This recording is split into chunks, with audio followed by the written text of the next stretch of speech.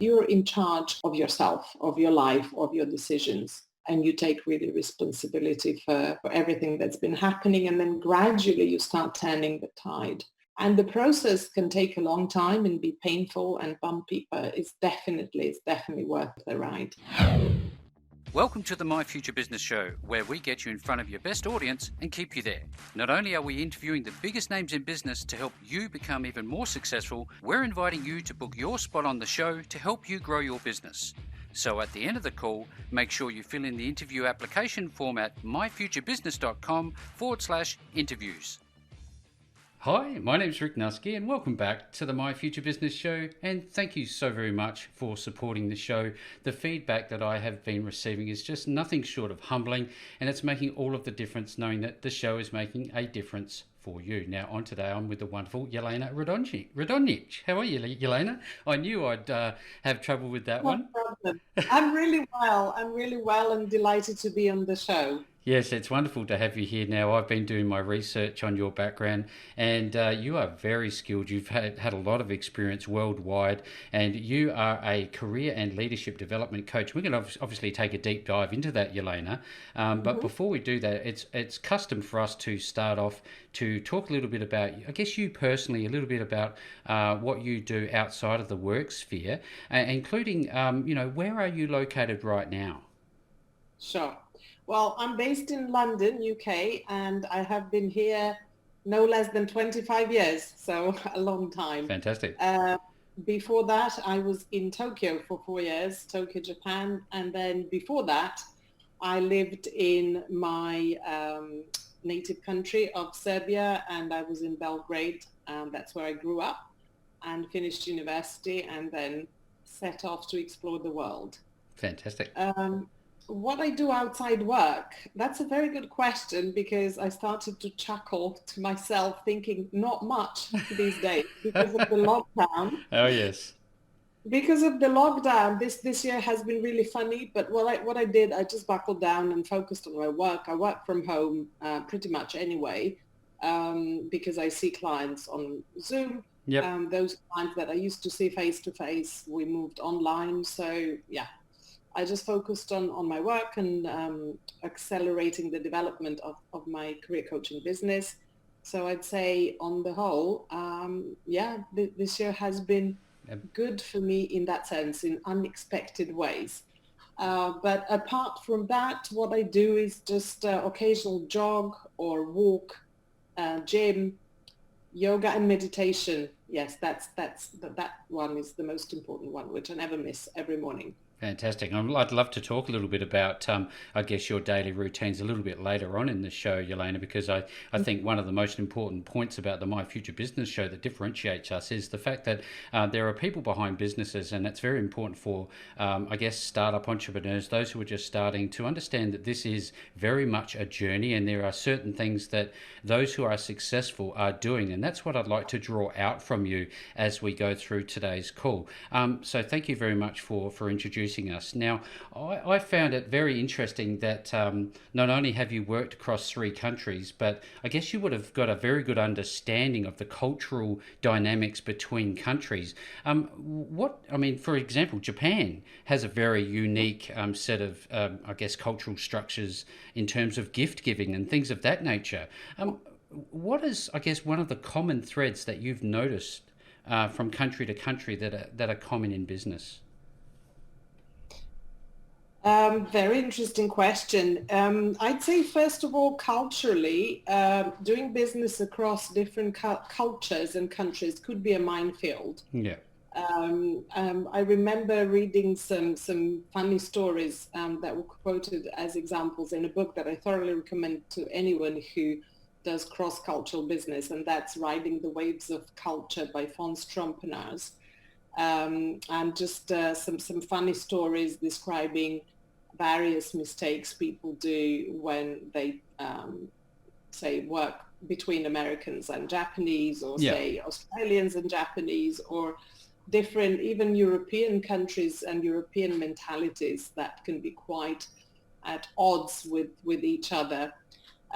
In business, I'd say obviously, knowing the right business etiquette in terms of communication, negotiation, very important. Having at least the basic understanding of the culture and the business culture so that you can show your respect and appreciation in the most appropriate way, I'd say is very important. And then knowing the finer details of whether you need to be direct or Mm-hmm. not, and how much. So all of these can actually really seriously affect the outcomes of different business transactions or proposals, or particularly in negotiations, I would say. I can only imagine it must have been a minefield, especially when you were early into your career. What are some of the moments that you can recall early on that really opened your eyes up to some of these experiences? Would you mind sharing a little bit about one? Sure, of course. I just remembered a funny anecdote. I don't know if it opened my eyes to anything, but it certainly amused a lot of people. So to be truthful, I didn't go completely unprepared. I studied Japanese language and literature and English language and literature at university. So I did these two parallel degrees. So I was very excited when I landed my first corporate job in Japan.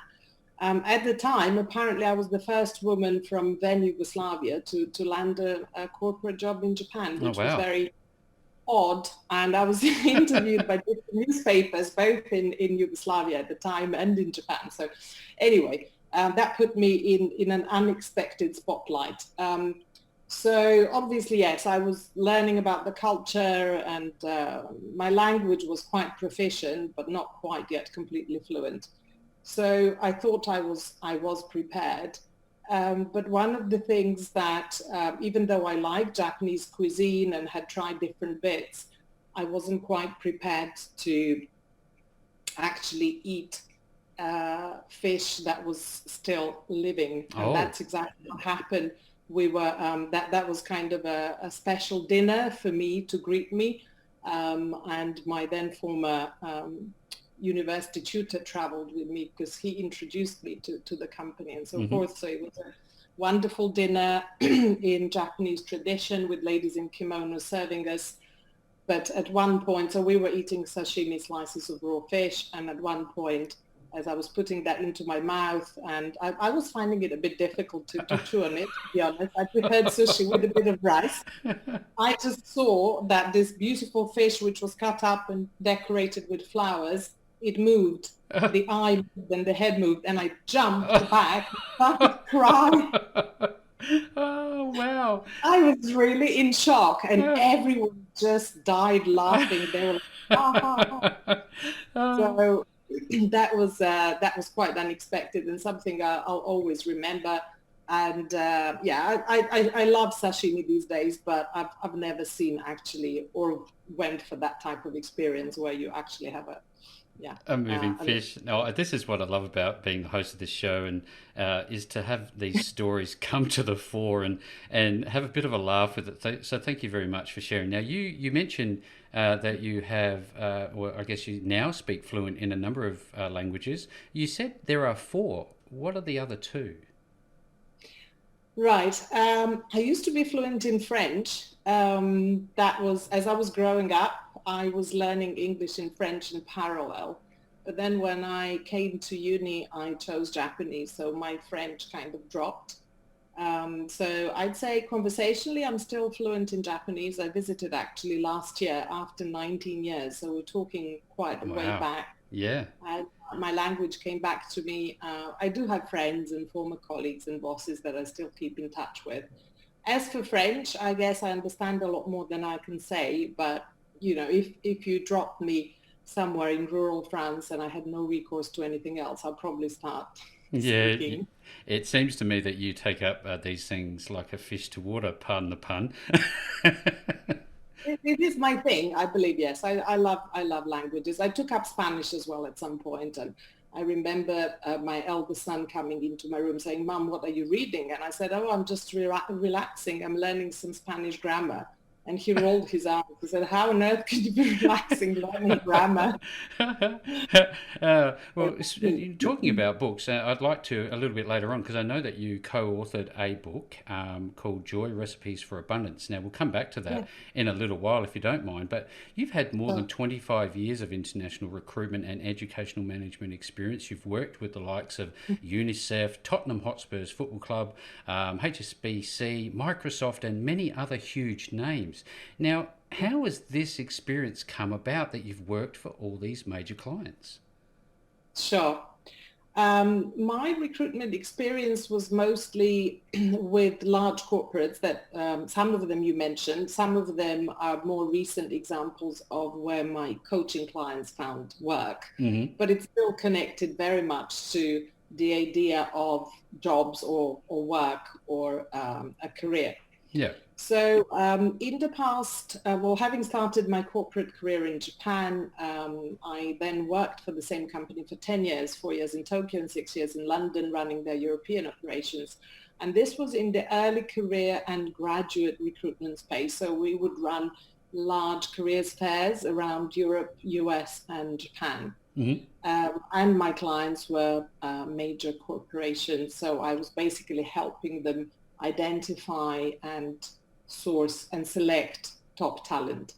So for me, that had a special meaning because I myself was thrilled that my dream came true, which was to be able to use what I studied and what I was passionate about in an early career when I landed that job in Tokyo. Yeah. So I was super passionate about facilitating that kind of process for other young people in Europe, in Japan and the US. So that's what I did for a number of years. And then later on in London, I worked for a number of smaller providers on the recruitment side.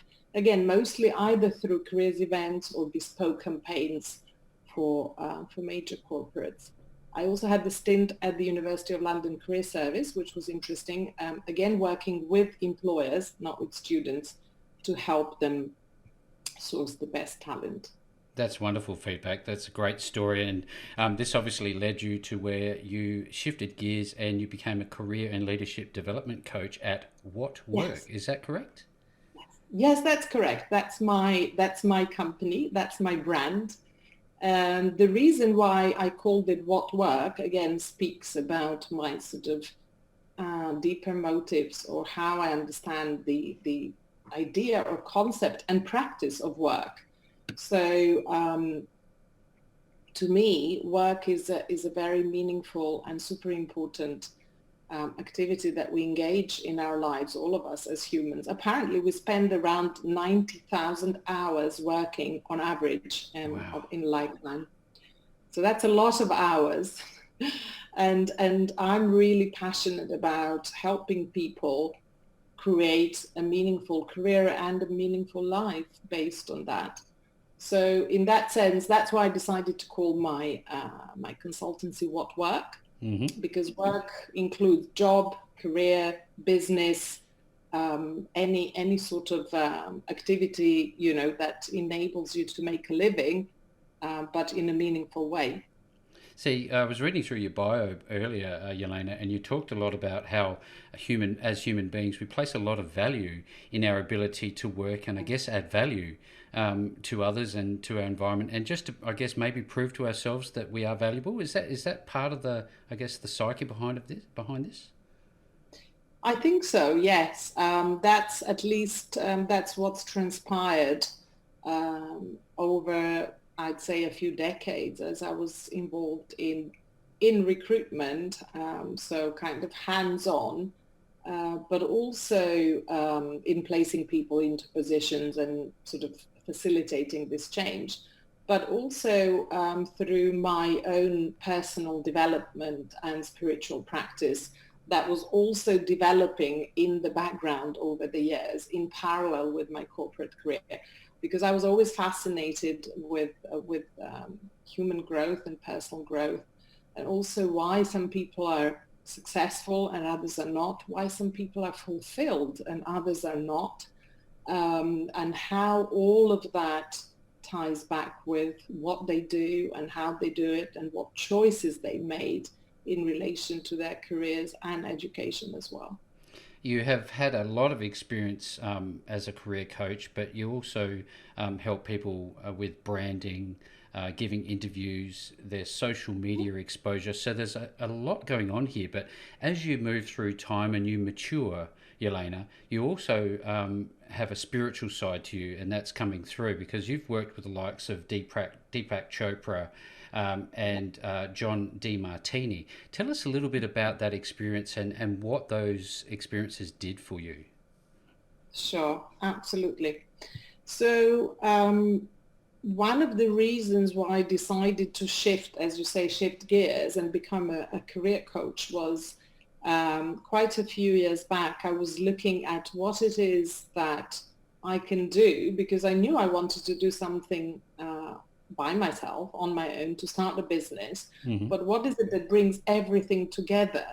And that's where I got the recruitment experience, commercial experience, as well as the personal development and personal growth and spiritual practice that I've been engaged in, Mm-hmm. and sort of merged all of that and started my career coaching practice. Of course, I qualified as a coach, but a lot of training that I had, apart from the official coach training, has been in the domain of I'd say personal growth and personal development and Mm-hmm. transformational coaching domain, which is different workshops and retreats that I engaged in primarily for me personally, but also, of course, they benefited me a lot professionally. So as for John DeMartini, I did his breakthrough experience a few years back, I believe in 2016.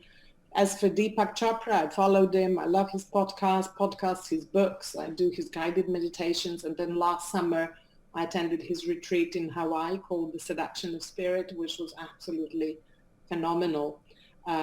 Prior to all of that, I worked with a spiritual teacher for about 5 years here in London, and I attended a few other transformational coaching programs. So all of that, all these sort of incremental shifts and bigger breakthroughs that I was able to sort of experience myself brought another dimension to me, as I would say, as a person and as a professional, and I can channel all of that into my coaching. I love this. This is why I love doing this, because it brings, I guess, the humanistic side out of those who are very successful in business. What is one of the main things that you learnt about yourself during that time, do you think? I guess one of the biggest breakthroughs at the time, because I was going through difficult, challenging situations in my personal life, as we all do from time to time. Yep. And I think it was the moment of moving from a place of disempowerment into a place of being empowered. And I'd say the shift was incremental, and then there were some bigger breakthroughs. And I guess my eyes opened first, and I was really taken aback when my then spiritual teacher asked me, so what is your contribution to this problem, to this drama, to this, terrible situation? And I was like, what? Yeah, I'm responsible. I'm right. They are wrong. It's not me. So of course it was a stab, but it really woke me up and sort of pushed me to really take personal responsibility for everything in my life that I thought I was kind of taking, but actually this was a different dimension where you really acknowledge what you've been avoiding to acknowledge, and put yourself in a sovereign space where you really are, I'd say, in charge. I don't like the word in control so much because it can imply manipulation and whatever, but you're in charge of yourself, of your life, of your decisions, and you take really responsibility for everything that's been happening, and then gradually you start turning the tide. So things are not happening to you. Mm-hmm. You are creating your reality. And the process can take a long time and be painful and bumpy, but it's definitely worth the ride. There's some sage insights. Thank you so much, Jelena, for sharing. Now, this call could go so many different directions, but I think what I'd like to do is go through what a day looks like for you firstly, because I think it's important from a professional perspective as well as your spiritual side. Can you share a little bit about, what a typical day looks like from you? Sure. Well, as I mentioned, I meditate regularly in the morning, so that will be probably the first thing that I do. A friend of mine said, "Oh, you wake up and then you go to sleep again." You could do it that way. if possible. But it's not really sleeping. Meditation is the place and space of deep relaxation, and it can feel like deep sleep, but it's very relaxing and restful. And I see a big difference if I skip my morning meditation for about between 20 and 30 minutes. I do it. My day can pan out differently, so I stick to it. It's a beautiful routine, and I would really recommend to everyone. And whatever meditation works for you. I practice transcendental meditation, which I recently refreshed and upgraded with Deepak Chopra. However, yes, I would say a quiet moment during the day, whether it's meditation or reflection or breathing, very important, so that you can keep your mind fresh and you operate from a place of calm rather than being frantic. I used to be frantic. I still get from time to time to be a bit frantic and manic and rushing to do many things, but so you are human after all. Absolutely. I wonder, Jelena, when you're doing this, do you find that it clears your mind? And when it does clear your mind, if that's the case, what is your mindset like at that point in time? And if you are in a busy situation, you're not able to just, meditate, how do you reset your mindset? Great question. I think the sort of peace and calm that you ground yourself in during the meditation lasts for quite a while, but obviously not forever. No. Much like, again, a spiritual teacher of mine said, you don't take the shower only once. You take a shower once a day at least. So if you want to be fresh. So this is literally like cleansing. Later on during the day, if I get very busy or stressed, I'd say stepping back and just taking some deep breaths is really, really good. Also reminding myself that, it's just a momentary thing and that I will do better if I step back, breathe, observe, and then make a decision or take my next step. Going back to my day, because I never actually shared that. Yeah, so the rest of the day is working with my clients, working in my business and on my business. Very important distinction, isn't it? On as opposed to in. Yes, very important. And that's one of the things that I have to say I'm becoming a bit better at, but there's still a long way to go, which is setting chunks of time aside to really work on my business. And I don't mean just creating content, which I do a lot of. I write and publish and do videos and all sorts of things. But I also mean setting some quiet time to plan and to revise. And that's been a struggle, I have to confess, but I'm getting better at it. Is there a moment where you use, it seems to me like with the likes of Deepak Chopra's work, that it would be very much memory set and you don't actually verbalize mantras or anything like that. A mantra is something that are useful, do you think? The bit of transcendental meditation that I do does have a mantra which you sort of refer to or repeat in meditation. As for other things during the day, I often ask my clients to set themselves a reminder. For example, something important would transpire through our coaching process. And then I would ask them to either create a post-it note or It could be an object that is on their desk or in their wallet if they carry it with them, something they can look at often to remind themselves. Actually, I'll show you something. I didn't plan to do this, but why not? I don't know if you can see this. It says, let me think about it. Yes, I can. Very clearly. This is a coaster, and I also have a key ring. So this was my own sort of reminder. I made this quite a few years ago, I guess around the time when I was going through lots of personal life challenges that I mentioned before. Mm-hmm. And I just created this because it would remind me to stop and step away and then look at the situation and then give my answer. Hence, let me think about it, because in the past I used to say yes a lot to everything and everyone, feeling that I've got to cater to everyone's needs, whether that's family, work, or whatever. And if you don't actually capture that and stop it, you can burn out. There's some power in saying no, isn't there? Sorry? There is some power in saying no.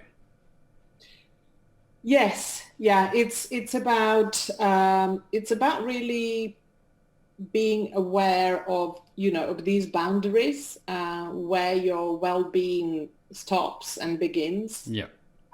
and also being able to prioritize yourself and your needs, because you deserve it. Absolutely. And also by taking care of yourself emotionally, physically, mentally, you bring yourself to a better version of yourself, and therefore you can help others better or serve your clients better or whatever it is that you're doing. Thank you. This is a wonderful call. It's gone through so many different phases already. Now, talking about helping others, your whole focus is helping people identify, reach, and retain careers they love. I've checked out your website. I'm just wondering if we can talk through, I guess, the mechanics of how you do this. Would we be able to do that?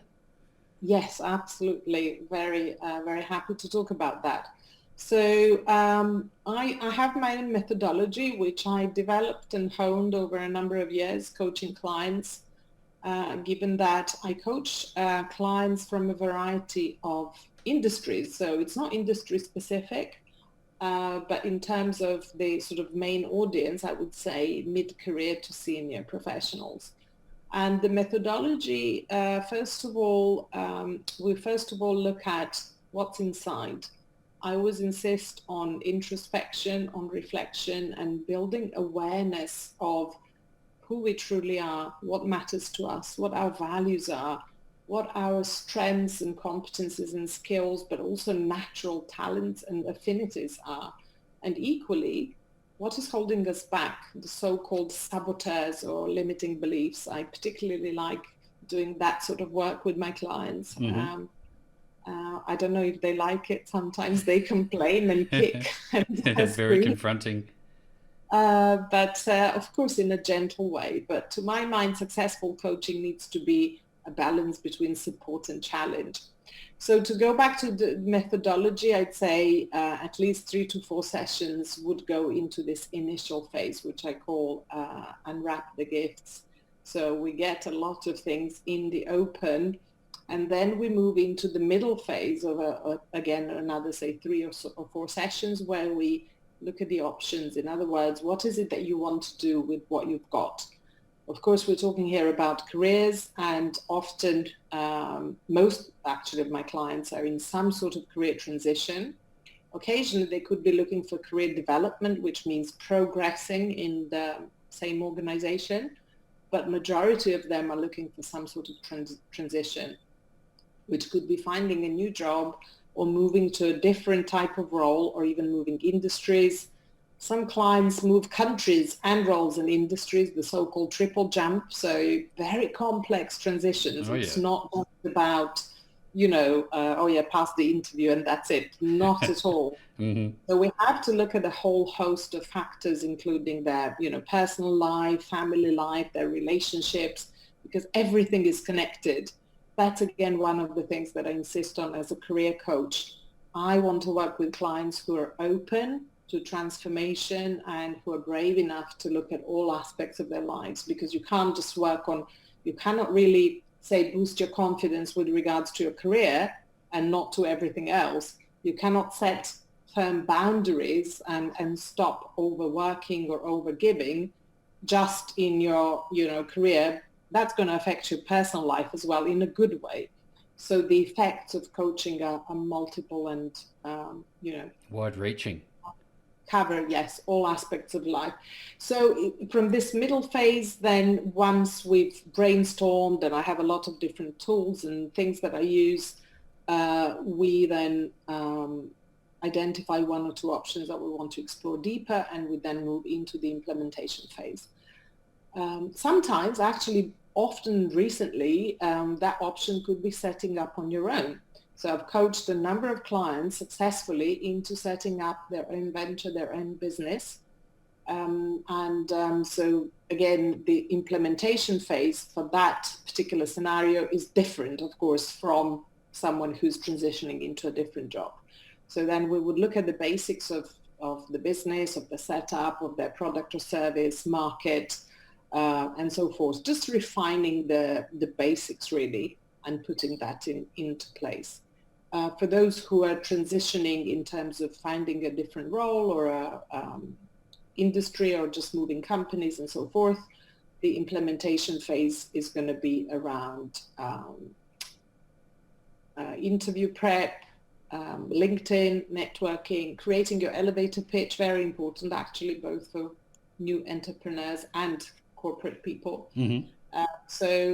There's quite a few things that overlap. I would say mostly around personal branding, which, as you mentioned at the beginning of the interview, I Mm-hmm. cover as well in the function of a career transition. There's a lot to unpack here for somebody when you're working with them. I guess there'd be, a bit of a self-revelation for somebody who works with you, and having to reveal truths about themselves and share their belief structures with you. This would take time. So Does it take time, and do you build relationships, long-term relationships with your clients? Oh, absolutely. Absolutely. I'd say the typical sort of 9 sessions, which is the minimum that I would work with the clients, would take anything from 3.5 to 6 months, depending on how we space them. The mindset work, or the mind shift rather, that happens in the background, because we work on that as well, Mm-hmm. that is the bit that takes time. And Yep. that's something that cannot be rushed. So sometimes I have to explain to clients who are very keen to move on and do this, that, and the other, that certain things just take time. For a longer program, my high-end program, the Ultimate Career Transformation, I would say 5 to 6 months minimum.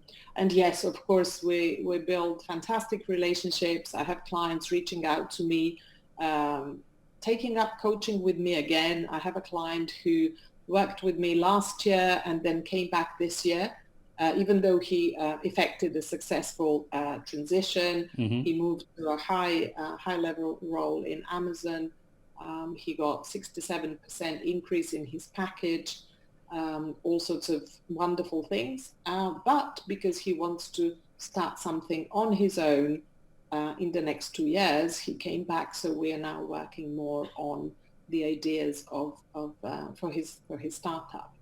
I had a client who reached out to me literally last week. Last time I saw him was April 2019. And at the time, he, again, successfully transitioned in the sense that he got a role he wanted in banking. But he was very much surprised when I suggested that he should look into his passion, which at the time was just a hobby, and perhaps consider a career in that, which is all about health and fitness, running in particular, and so on. So he contacted me a week ago saying, I'm now finally moving in that direction, and thank you so much. So it's phenomenal how these things that transpire through coaching, they're not just for today or for tomorrow. People can draw on the material, almost like a repository of tools and worksheets and insights that they can draw on that for years to come and still reap the benefits. There's clearly a lot of success stories associated with the work that you've done, and I can't think of anyone better to make these transitions in any way, shape, or form that they're wanting to do, Jelena. Now, importantly, when somebody wants to work with you, where are they going to find you, and what is the process when they get there? Sure. I'm on LinkedIn more than anywhere else. So I'd suggest to everyone to connect with me on LinkedIn because I share a lot of content there, which is absolutely free and beneficial. Apart from that, I have a Facebook group called All Things Career. And of course, my website is probably the best starting point if you want to have an overview of my work, and there's some client testimonials there. There's, of course, lots of that on LinkedIn as well. My website is whatwork.co.uk. So it's quite simple. And from there, you can actually contact me and book a free discovery call to explore, if you're at crossroads, what's next and where the coaching is for you. Thank you very much, Jelena. Now, if you're on the call with us today, it is custom for me to make sure that you have access to all of the links back to Jelena and her wonderful work. If it's time for you to make these changes, most definitely reach out to Jelena at whatwork.co.uk. And Jelena, with all that being said, I have had such a wonderful time spending some time with you on the My Future Business show today. Likewise. Thank you so much for inviting me, Rick. It was a pleasure. Thanks for joining us today. If you enjoyed the call, then make sure to subscribe, leave a comment, share us with your friends, and book your spot on the show at myfuturebusiness.com/interviews. And if you're looking for solutions that will help grow your business, then visit myfuturebusiness.com/shop.